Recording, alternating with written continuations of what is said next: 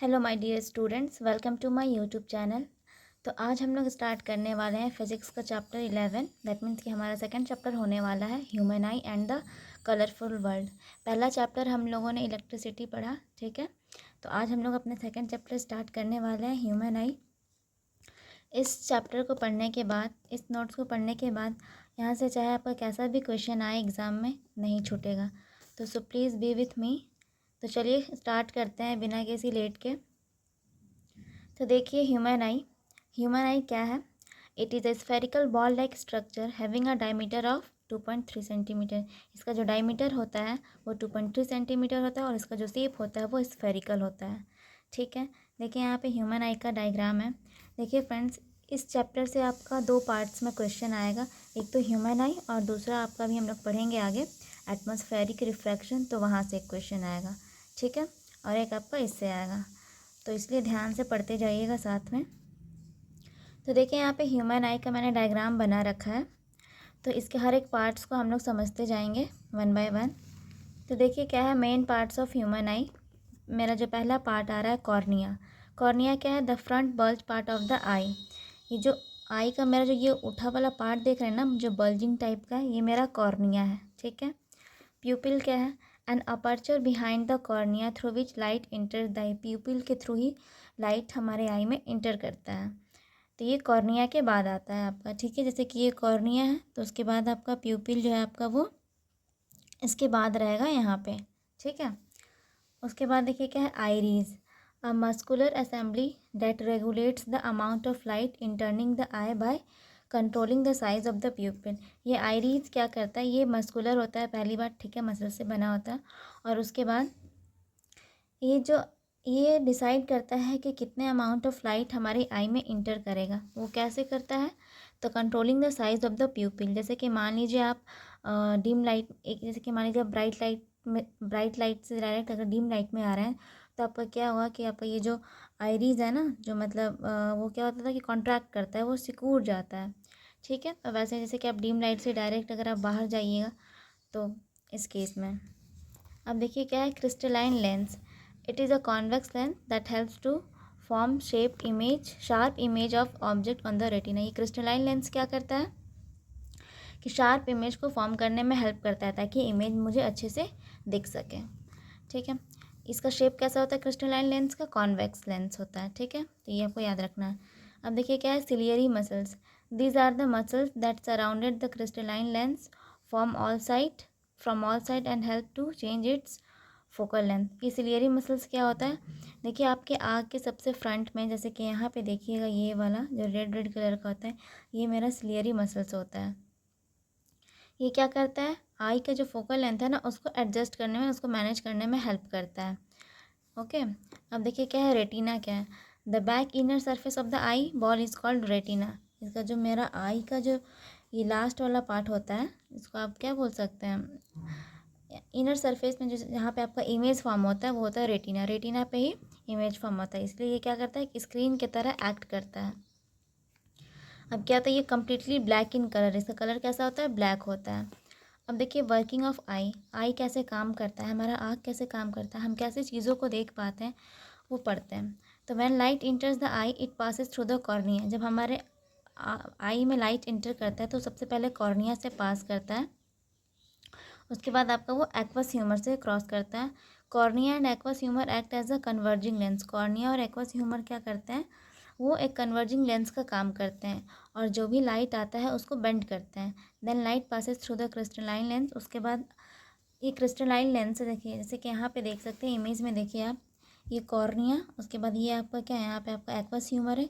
Cornea से light आया, फिर एक्वस ह्यूमर से पास किया, फिर आपका ये जो लेंस है क्रिस्टलाइन लेंस है, उससे लाइट जो है वो एंटर करेगा। एंड देन उसके बाद देखिए क्या होता है, उसके बाद which then light passes through crystalline lens which helps to form sharp image on the retina। उसके बाद यहाँ पे लाइट आपको कन्वर्ज करके और यहाँ पे वो आपका इमेज बना देता है रेटिना पे।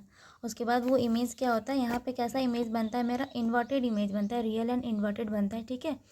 और वो जो इमेज है ना वो ऑप्टिक नर्व के थ्रू हमारे ब्रेन में जाता है और ब्रेन हमें फिर उस इमेज को सीधा करके दिखाता है, ठीक है। आई होप यहाँ तक आपको समझ में आ गया होगा। अब देखिए आगे क्या है, एकोमोडेशन। एकोमोडेशन क्या होता है? The lens of the human eye has a unique capability of changing its focal length to enable us to see the object lying and distant object. देखिए एकोमोडेशन एक्चुअली होता क्या है, ये एबिलिटी है आपका, ठीक है, जिसको हम लोग बोलते हैं क्षमता, ये एबिलिटी है। यहाँ पे क्या होता है कि जो हम लोगों ने भी क्या पढ़ा, ये क्रिस्टलाइन लेंस के बारे में पढ़ा। तो ये जो होता है ना, इसके पास एक ऐसा कैपेबिलिटी होता है, या एबिलिटी बोल सकते हैं, कि वो क्या करता है ना कि अपने हिसाब से जो मेरा आई का जो फोकल लेंथ है उसको एडजस्ट करके इमेज को रेटिना पे फॉर्म करने में हेल्प करता है। अगर इमेज जितना ज़्यादा शार्प होगा उतना ही मुझे क्लियर इमेज दिखेगा, ठीक है। तो ये जो है ये क्या करता है, एकोमोडेशन का यही मतलब होता है आपका कि क्या, मतलब कि क्या कैपेबिलिटी है आपका, ठीक है। आई की इसी एबिलिटी पावर को हम लोग एकोमोडेशन बोलते हैं, ठीक है, कि मतलब कि वो कैसे फोकल लेंथ को एडजस्ट करके हमको शार्प इमेज फॉर्म करने में हेल्प करता है। तो ये हो गया एकोमोडेशन। अब देखिए यहाँ पे क्या है, लिस्ट, डिस्टेंट और डिस्टिंक्ट विजन, ठीक है। इसमें क्या है, it is the limitation of our eye date for the object to be clearly visible. इसमें क्या होता है कि जैसे कि मान लीजिए ये आपका है लिमिटेशन है, मतलब कि कितने डिस्टेंस पे हम लोग, एक डिस्टेंस का लिमिटेशन बोल सकते हैं कि हाँ अगर हम इतने डिस्टेंस पे रखेंगे ऑब्जेक्ट को तो मुझे ऑब्जेक्ट जो है वो क्लियर दिखेगा। तो देखिए तो मिनिमम डिस्टेंस जो होता है वो 25 सेंटीमीटर होता है, मतलब कम से कम किसी भी ऑब्जेक्ट को 25 सेंटीमीटर पे रखना होता है। अगर आप उससे मतलब 25 सेंटीमीटर से अगर कम रखिएगा तो आपको ऑब्जेक्ट जो है वो क्लियर नहीं दिखेगा, वो आपको ब्लर दिखेगा। और अगर आप ज़्यादा भी रख दीजिए, ज़्यादा आप रख सकते हैं, बट मिनिमम जो है वो आपका 25 सेंटीमीटर होना चाहिए।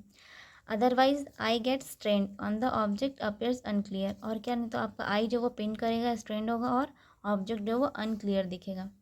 तो वही जो मेरा डिस्टेंस है ना, वो जो मिनिमम डिस्टेंस है 25 सेंटीमीटर, उसी को हम लोग बोलते हैं list distance of distinct vision. मतलब क्लियर दिखने के लिए जो आपका कम से कम जो मिनिमम डिस्टेंस है किसी भी ऑब्जेक्ट का वो 25 सेंटीमीटर होना मस्ट है, ओके। अब range of vision is from 25 centimetre to infinity for normal eye. Normal eye के लिए क्या हो सकता है, 25 सेंटीमीटर से लेकर इन्फिनिटी तक आप रख सकते हैं। पावर ऑफ एकोमोडेशन, ये क्या है, range of power of human eye to focus on nearby and far object. This range is, ये क्या है, 0 डायोप्टर टू 4 डायोप्टर। ये जो पावर ऑफ एकोमोडेशन है ना, पावर को हम लोग यहाँ पे डायोप्टर में मेज़र करते हैं, तो इसलिए आपका जो रेंज है वो 0 से 4 के बीच होना चाहिए। अब हम लोग क्या पढ़ने वाले हैं यहाँ पे, डिफेक्ट ऑफ विज़न। मतलब हमारे आँखों में क्या क्या डिफेक्ट हो सकते हैं, कितने तरह के हो सकते हैं।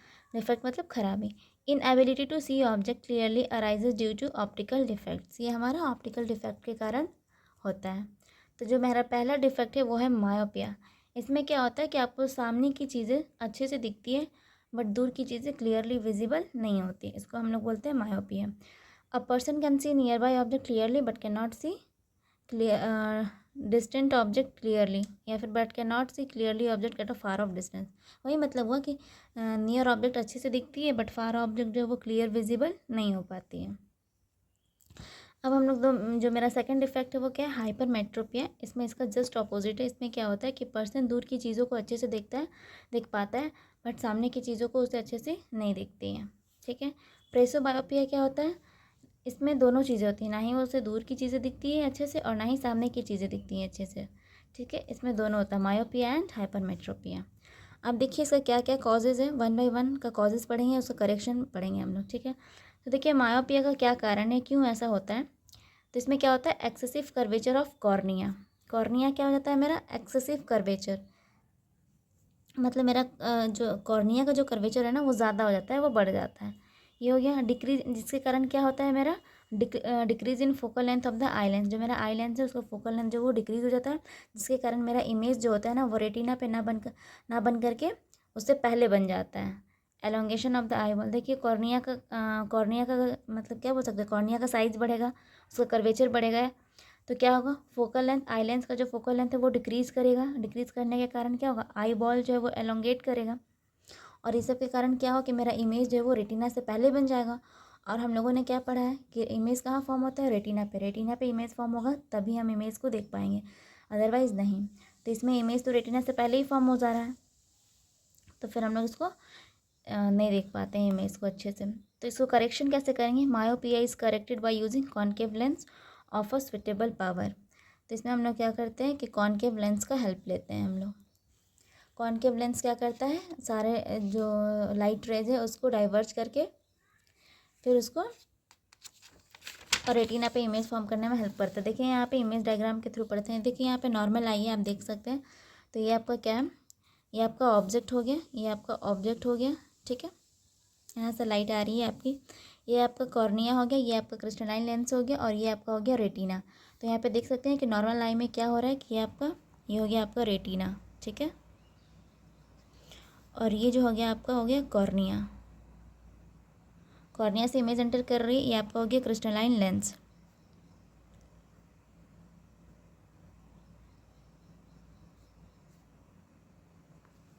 ओके, तो यहाँ पे देखिए नॉर्मल आई में क्या हो रहा है कि आपका इमेज जो है रेटिना पे फॉर्म हो रहा है। ये मायोपिक आई में देखिए क्या बताया मैंने कि यहाँ पे जो है आपका इमेज जो है वो रेटिना से पहले ही फॉर्म हो जाता है।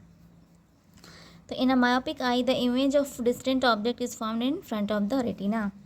अब तो यहाँ पे देखिए सो करेक्शन कैसे करते हैं। यहाँ पे मैंने क्या किया, कॉनकेव लेंस लगा दिया।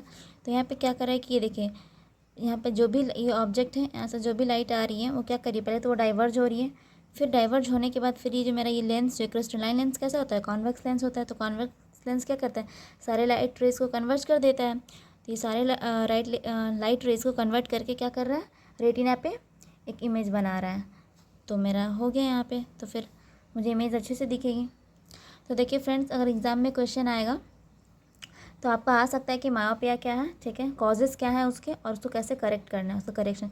तो ये तीनों चीज़ें आपसे पूछ सकता है, या फिर नहीं तो बोल सकता है कि ड्रॉ ह्यूमन आई को ड्रॉ करने और उसके जो मेन पार्ट्स हैं उसको डिफाइन करने के लिए भी बोल सकता है।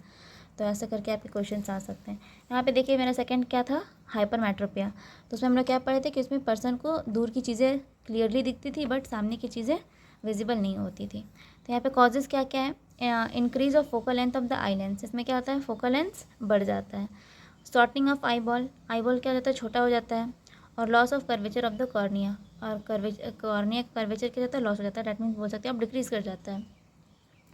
जस्ट ऑपोजिट है मायोपिया का ये सब। तो हाइपरमेट्रोपिक आई में देखिए यहाँ पे क्या है, इसमें क्या होता है ना कि इमेज जो है वो रेटिना के बाहर बन जाता है। ओके, क्योंकि इसमें आपका क्या हो जाता है कि फोकल लेंथ क्या होता है कि इंक्रीज़ कर जाता है, और आई बॉल जो होता है वो छोटा हो जाता है। तो जिसके कारण उसका इमेज जो है वो आपका बाहर बन जाता है, रेटिना के बाहर बन जाता है। तो बोल सकते हैं कि behind the image formed is behind the retina. Correction क्या है, इसका करेक्शन कैसे कर सकते हैं, इसमें देखिए यहाँ पे क्या करना है आपको, कॉन्वेक्स लेंस इसमें यूज़ करना है आपको। तो यहाँ पे कॉन्वेक्स लेंस क्या कर रहा है, यहाँ पे वो रेटिना पे इमेज को फॉर्म करने में हेल्प करता है। तो मायोपिया में क्या करते हैं हम लोग, कॉनकेव लेंस यूज़ करते हैं, एंड हाइपरमेट्रोपिया में कॉन्वेक्स लेंस यूज़ करते हैं। तो ये आपका हो गया। अब यहाँ पे देखिए क्या है, प्रेसोबायोपिया। प्रेसोबायोपिया क्या है इसको, ये तो पहला बात आपका ओल्ड एज के कारण होता है, ठीक है। जैसे जैसे एज बढ़ता है इंसान का तो ये डिफेक्ट आने लगता है। सेकंड क्या है, loss of flexibility of eye lens का जो फ्लेक्सिबिलिटी है वो धीरे धीरे ख़त्म होने लगता है एज के साथ। Strength of the ciliary muscles भी होता है वो लॉस होने लगता है, मतलब वीक होने लगता है। इसलिए the person suffer from both myopia and hypermetropia. इसमें क्या होता है, पर्सन को दोनों डिफेक्ट हो जाते हैं, मायोपिया एंड हाइपरमेट्रोपिया में। इसका करेक्शन क्या है, इसमें हम लोग क्या करते हैं कि बायफोकल लेंस यूज़ करते हैं। That means combination of convex and concave. तो देखिए इसमें क्या होता है कि जो लेंस यूज़ करते हैं उसका जो अपर पार्ट होता है उसमें कॉनकेव रहता है, और जो लोअर पार्ट रहता है वो कॉन्वेक्स रहता है। इन दोनों का कॉम्बिनेशन यूज़ किया जाता है प्रेसोबायोपिया को करेक्ट करने के लिए। तो आई होप आप लोग को यहाँ तक अच्छे से समझ में आ गया होगा। तो वीडियो बहुत ज़्यादा लंबा हो जाएगा, इसलिए हम लोग डिस्पर्सन ऑफ लाइट कल के वीडियो में कवर करेंगे। तो अगर वीडियो पसंद आई होगी तो कमेंट करें और सब्सक्राइब करें, और अगर कोई डाउट है तो आप लोग कमेंट करके ज़रूर पूछें। Thank you.